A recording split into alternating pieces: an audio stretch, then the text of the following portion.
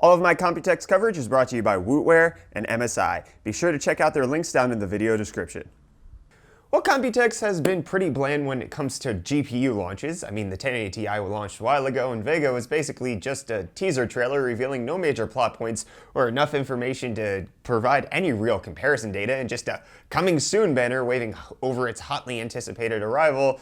It's kind of been left up to the motherboards to steal the show here at Computex. And in fact, MSI has revealed several new setups here, including the most beastly Z270 motherboard that I've seen, and no less than 5 epic X299 motherboards. Unfortunately, while Threadripper had more details revealed this week, MSI didn't have an X399 motherboard on display for AMD, but did say that there should be some announcements forthcoming in the near future, and they did have their range of AM4 motherboards to show off, including the recently announced X370 Gaming M7, which is a welcomed arrival since I enjoyed the Z270 version of this motherboard when I reviewed it in this video here. So let's briefly go over what MSI has brought to the table and start with the minor updates. MSI showed off 3 Intel motherboards that will ship with an Intel Optane module included with the motherboard. The boards that will include this are the Z270 Tomahawk Opt Boost, B250M Bazooka Opt Boost, and the B250M Pro Opt Boost. On the brand new frontier, the Z270 Godlike gaming board was there in its full glory.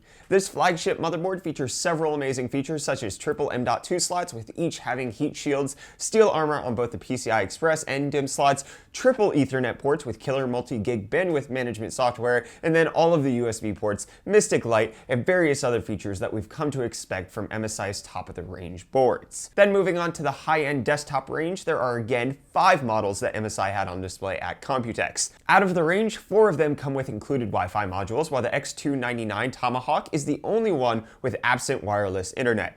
However, each one of them features the standard Intel Extreme CPU support with quad-channel memory.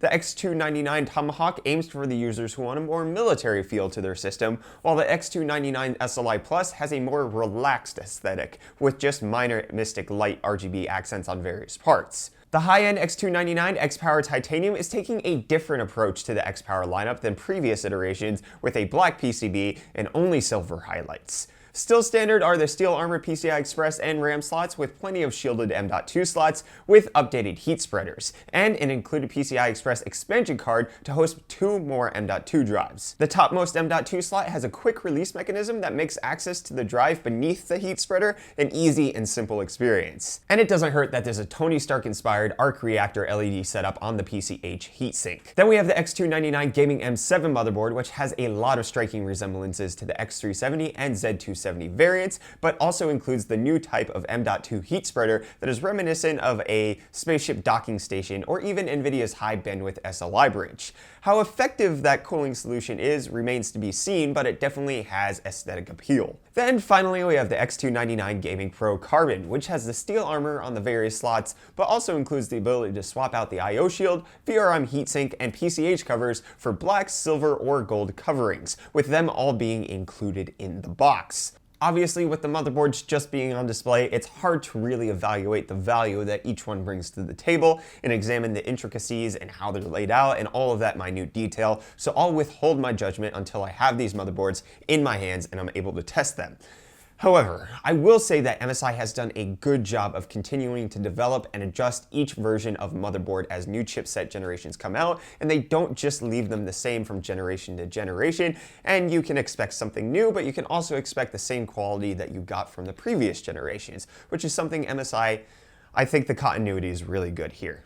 And with that, I'm going to end this overview of MSI's new motherboards. Let me know what you guys think of the Z270 Godlike Gaming and the variety of X299 boards that MSI brought to their booth this year.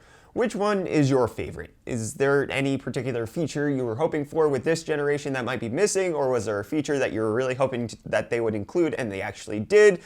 Sound off in the comments down below. Be sure to like this video and subscribe to stay up to date on all of my Computex and tech related content, and I will see you guys in the next video. Cheers.